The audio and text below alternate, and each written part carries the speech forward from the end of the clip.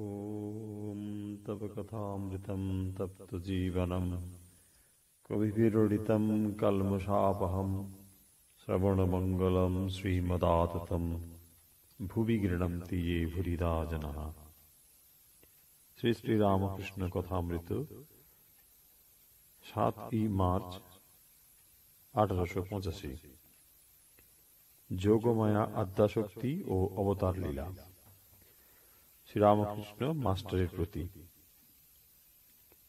এখন মাকে বলছিলাম, আর বকতে পারি না।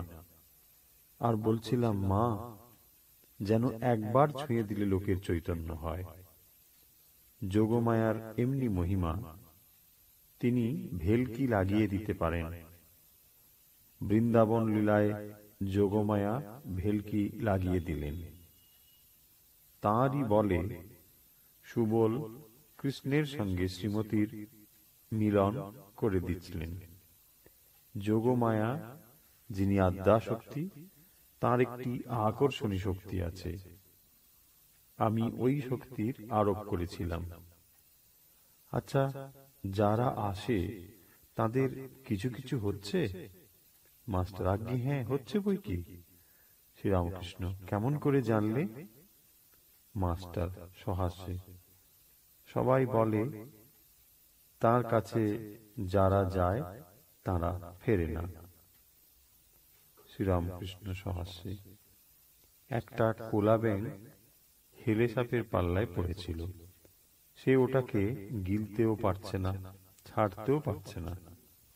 আর কোলা ব্যাঙটার যন্ত্রণা, সেটা ক্রমাগত ডাকছে। ঢোড়া সাপটারও যন্ত্রণা, কিন্তু গোখরো সাপের পাল্লায় যদি পড়ত তাহলে 2-1 ডাকেই শান্তি হয়ে যেত। সকলের হাস্য। ছোকরা ভক্তদের প্রতি: তোরা ত্রৈলোক্যের সেই বইখানা পড়িস, ভক্তি চৈতন্য চন্দ্রিকা। তার কাছে একখানা চেয়ে নিস না, বেশ চৈতন্যদেবের কথা আছে। একজন ভক্ত: তিনি দেবেন কি? শ্রীরামকৃষ্ণ সহাস্যে: কেন? কাঁকুর খেতে যদি অনেক কাঁকুর হয়ে থাকে তাহলে মালিক 2-3টে বিলিয়ে দিতে পারে। সকলের হাস্য। অমনি কি দেবে না, কি বলিস? শ্রীরামকৃষ্ণ পল্টুর প্রতি: আসিস এখানে একবার। পল্টু: সুবিধে হলে আসব। শ্রীরামকৃষ্ণ: কলকাতায় যেখানে যাব সেখানে যাবি? পল্টু: যাব, চেষ্টা করব। শ্রীরামকৃষ্ণ: ওই পাটোয়ারি।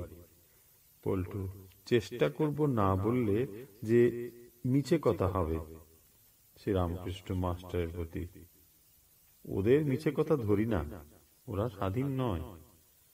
ঠাকুর হরিপদর সঙ্গে কথা কইতেছেন। শ্রীরামকৃষ্ণ হরিপদের প্রতি: মহেন্দ্র মুখুজ্জে কেন আসে না? হরিপদ: ঠিক বলতে পারি না। মাস্টার সহাস্যে: তিনি জ্ঞানযোগ করছেন। শ্রীরামকৃষ্ণ: না, সেদিন প্রহ্লাদ চরিত্র দেখাবে বলে গাড়ি পাঠিয়ে দেবে বলেছিল, কিন্তু দেয় নাই, বোধ হয় সেই জন্য আসে না। মাস্টার: একদিন মহিম চক্রবর্তীর সঙ্গে দেখা ও আলাপ হয়েছিল, সেইখানে যাওয়া আসা করেন বলে বোধ হয়। শ্রীরামকৃষ্ণ: কেন? মহিমা তো ভক্তির কথাও কয়। সে তো ওইটে খুব বলে, আরাধিত যদি হরিশ তপসা তত কিম। মাস্টার সহাস্যে: সে আপনি বলান তাই বলে। শ্রীযুক্ত গিরিশ ঘোষ ঠাকুরের কাছে নূতন যাতায়াত করিতেছেন। আজকাল তিনি সর্বদা ঠাকুরের কথা লইয়া থাকেন। হরি: গিরিশ ঘোষ আজকাল অনেক রকম দেখেন। এখান থেকে গিয়ে অবধি সর্বদা ঈশ্বরের ভাবে থাকেন, কত কি দেখেন। শ্রীরামকৃষ্ণ: তা হতে পারে। গঙ্গার কাছে গেলে অনেক জিনিস দেখা যায়, নৌকা, জাহাজ, কত কি। হরি: গিরিশ ঘোষ বলেন, এবার কেবল ধর্ম নিয়ে থাকব। সকালে ঘড়ি দেখে দোয়াত কলম নিয়ে বসবো ও সমস্ত দিন ওই বই লেখা করব। ওই রকম বলেন কিন্তু পারেন না। আমরা গেলেই কেবল এখানকার কথা। আপনি নরেন্দ্রকে পাঠাতে বলেছিলেন।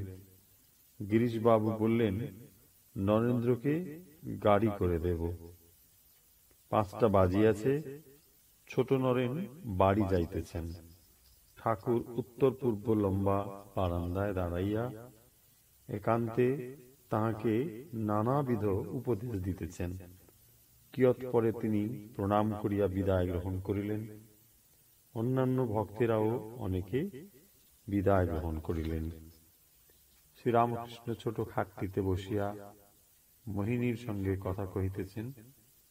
পরিবারটি পুত্রসুখের পর পাগলের মতো, কখনো হাসেন, কখনো কাঁদেন।